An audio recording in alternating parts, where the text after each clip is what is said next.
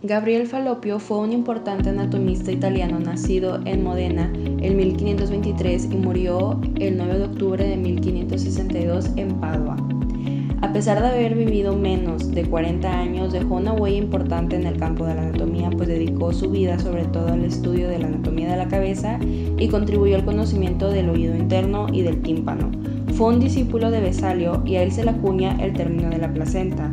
Tan solo publicó un libro en vida, Observaciones anatómicas, en el que corrigió errores de su maestro y agregó nuevos descubrimientos anatómicos propios, entre ellos la cuerda del tímpano, el seno esfenoidal, el canal semicircular, el tercer huesecillo del oído, el estribo y 11 de los 12 nervios craneales.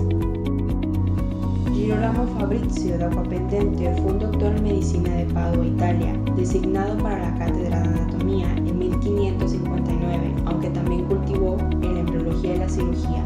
Fue un alumno de Falloppio.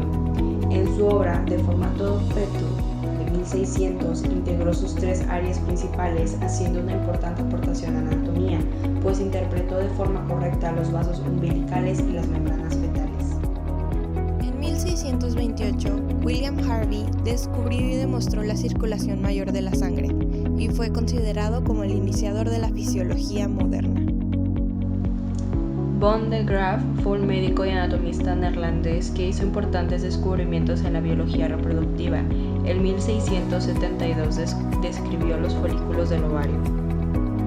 En el siglo XVIII, París se desarrolla como el centro quirúrgico más importante, siendo Jean-Louis Petit el más importante cirujano, quien inventó el torniquete para las amputaciones en el año de 1718. En 1761, Leopold Auenbrugger publicó su libro titulado Inventum Novum, en el cual describió la técnica de la percusión. Explicó que la percusión se lograba golpeando con las puntas de los dedos unidas y lo utilizaba para la exploración torácica, y el tipo de sonido indicaba el volumen de aire contenido en la misma cavidad. En 1783 se le asigna el cargo al segundo obispo, Fray Rafael José de Berger, que también se le conocía como el obispo constructor, ya que a él se le debe la construcción del obispado. Él lo construyó aquí ya que decía que el agua de Linares le provocaba problemas de salud y el clima de Saltillo también lo afectaba. Entonces, gracias a estos problemas de salud, él vino acompañado de su médico de cabecera, el cual se llamaba Fray Antonio de la Vera y Galvers, que él se convirtió en el primer médico que hubo aquí en Monterrey. En 1793 se designa al tercer obispo, el cual era Fray Andrés Ambrosio de Llanos y Valdés. Él fue un personaje muy importante, ya que a él se le debe la construcción del primer hospital, el cual se llamaba Hospital para Pobres de Nuestra Señora del Rosario. Él adquirió para ello una casa grande que tenía alrededor de 25 habitaciones entre 1753 y 1755, y pues gracias a esto pudo albergar a gente que tenía problemas de salud y gracias a esto pues los ayudó a curarlos. Desde 1800, el químico inglés Sir Humphrey Davy había amortiguado el dolor de los pacientes que padecían infecciones dentales con inhalaciones de óxido nitroso o gas hilarante. Incluso publicó un artículo proponiendo el uso de este gas en operaciones quirúrgicas, aunque su iniciativa no fue secundada por nadie. En 1827, el Dr. Leroy extrajo el ácido acetil salicílico del árbol llamado sauce blanco, que se conoce en la actualidad a nivel comercial como aspirina y que se usa como antipirético y analgésico. En 1828, el gobernador del estado, que en ese tiempo era don Joaquín García, emitió un decreto para establecer la primera escuela médico-quirúrgica aquí en Monterrey, y para eso contrató a un médico que estaba en la Ciudad de México, que era un médico italiano y se llamaba don Pascual Constanza. Él llegó aquí el 1 de octubre de 1828 y una de las primeras cosas que hizo fue publicar en un diario invitando a los jóvenes pues para que se inscribieran a la escuela, ya que las clases iniciarían el 15 de octubre. Y el doctor Constanza le puso un lema a esta escuela, el cual era formar médicos, no curanderos, ministros de la naturaleza humana, no sus verdugos. A mediados de octubre de 1854, y debido a las condiciones lamentables de los hospitales militares en el frente de la guerra de Crimea, se le pidió a Florence Nightingale que formara un cuerpo de enfermeras, y así se inicia lo que podría llamarse la enfermería moderna. En 1855, George Carman desarrolló el estetoscopio biauricular. Esto lo pudo lograr gracias al principio de Laennec, el cual es considerado como el inventor del estetoscopio. Laennec necesitaba escuchar los sonidos del cuerpo de pacientes con tuberculosis, por lo que desarrolló un tubo que le permitió hacerlo, y Carman perfeccionó ese estetoscopio al hacerlo biauricular, lo cual es todavía más práctico. El 17 de junio de 1867, Lister operó a su hermana Isabel Sofía de un cáncer de mama, ya que todos los cirujanos consultados rehusaron operarla, porque requería remover tanto la glándula mamaria como el tejido axilar. El termómetro clínico de la actualidad es de gran utilidad para determinar el curso de las enfermedades. Este aparato fue diseñado por Thomas Clifford en 1870. Sin embargo, para que él pudiera hacer esto, necesitó de los conocimientos proporcionados previamente por otros científicos. Por ejemplo, Galileo Galilei fue el primero en desarrollar el termoscopio para medir la temperatura en objetos. Gracias a él, Santorio Santorius fue el primero en desarrollar aparatos para medir la temperatura, pero ahora en seres humanos. Posteriormente, Christian Huygens desarrolló una escala para medir la temperatura basada en el punto de ebullición y congelación del agua. Sin embargo, la escala más conocida fue la propuesta por Fahrenheit, ya que esta se basa en un termómetro de mercurio que tiene más precisión. A partir de la escala de Fahrenheit, Celsius desarrolló su propia escala y Aitken creó un termómetro más práctico al hacer más estrecho el tubo de mercurio, lo cual permitió que la columna de mercurio no bajara con tanta rapidez cuando el termómetro fuera retirado del paciente. Gracias al trabajo de todas estas personas, Thomas Clifford pudo diseñar el termómetro clínico de la actualidad. En 1877, al fallecer Sir William Ferguson, profesor de clínica quirúrgica, Lister solicitó y obtuvo el cargo vacante. Feilsen, un médico germano-americano, descubrió la bacteria de la erisipela en 1880. 1880. El Dr. Robert Koch publicó una monografía sobre la etiología de las enfermedades traumáticas infecciosas. Esta de gran importancia para explicar la teoría del contagio quirúrgico.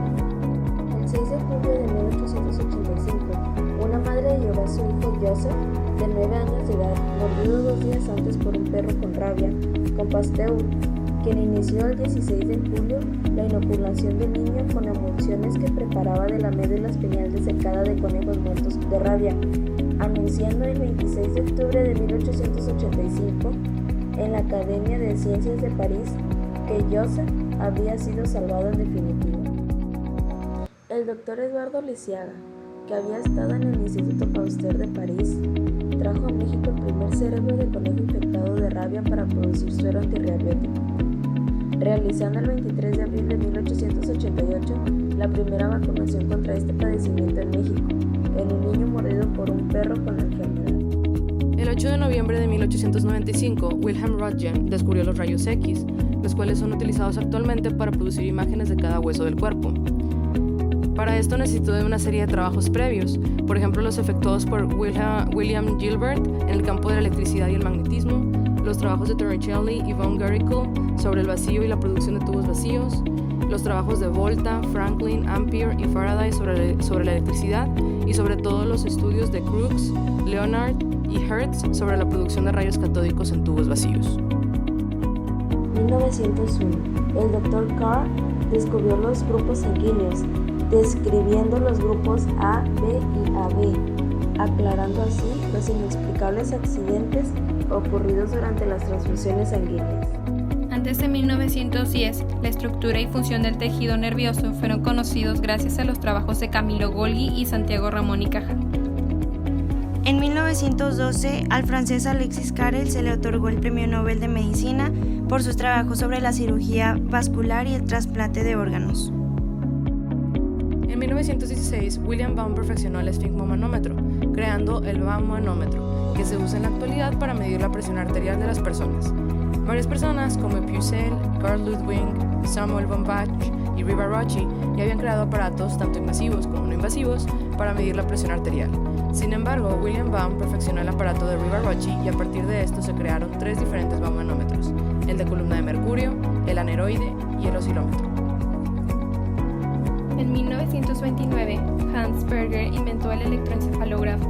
A aparato mediante el cual se capta, amplifica y registra el potencial eléctrico del cerebro, que permite mediante la evaluación del trazo registrado diagnosticar padecimientos generalizados o localizados, en particular epilépticos, con independencia de las manifestaciones clínicas. El joven bacteriólogo Gerger Domack en 1935 lanzó después de 3 años de ensayo el Pronostil rubrum, un colorante derivado de las sulfamidas. A partir de esta droga, los médicos disminuyeron la mortalidad de la fiebre puerperal de 20 a 5% y pudieron curar las neumonías, la erisipela y la celulitis, que en esa época eran muy frecuentes. En 1945, en la Universidad de Cagliari, Cerdeña, el Dr. Giuseppe Brozzu, trabajando con un hongo del agua llamado Cephalosporium acreomonium, descubrió las cefalosporinas, que actúan contra muchas bacterias tanto gram positivas como gram negativas. Un médico importante en la medicina de aquí de Nuevo León fue el Dr. Mentor Tijerina de la Garza. Él fue un médico que se dedicó a la cirugía cardiovascular y gracias a él, el 21 de octubre de 1955, se practicó la primera comisurotomía aórtica y gracias a esto fue la primera cirugía de su tipo no solo aquí en México, sino en toda Latinoamérica. El médico inglés Godfrey Hounsfield y el físico norteamericano Alan McLeod Cornack, trabajando de forma independiente, desarrollaron la tomografía axial computarizada conocida como TAC, la cual les concedió el Premio Nobel de Medicina en ese mismo año. Esta técnica se fundamenta en el uso de la radiación, utilizando detectores para cuantificar el coeficiente de absorción de las radiaciones por los tejidos humanos. Tales radiaciones se emiten por un tubo que se desplaza a 360 grados y las imágenes pasan a una computadora que las procesa y muestra en una pantalla. Es uno de los inventos más importantes después del descubrimiento de los rayos X.